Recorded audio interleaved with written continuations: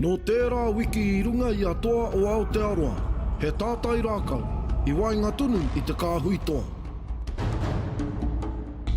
I think all the kāhui toa are starting to get really serious now, especially with elimination rounds drawing nearer and nearer. Yesterday he didn't go easy on me, so I expected him to give it all. Para mai rā he toa. Some of the brothers are starting to carry injuries now, and you might want to include that in the strategy or try to seek some type of advantage out of that. Whai muri, ko te tuatahi o ngā whiringa whakamutunga ki tēnei o ngā ope. I think he put up a good fight, but you know, he still got heaps up his sleeve. Me and him got that deal, you know.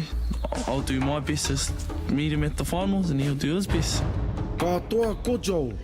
I'm not the type to try and establish some sort of alliance. After TOA, you know, you still have a relationship then. Doesn't end after the series is done, so it pays to sort of keep that in mind as well. Ko tahi whawhai tonu kai te haere.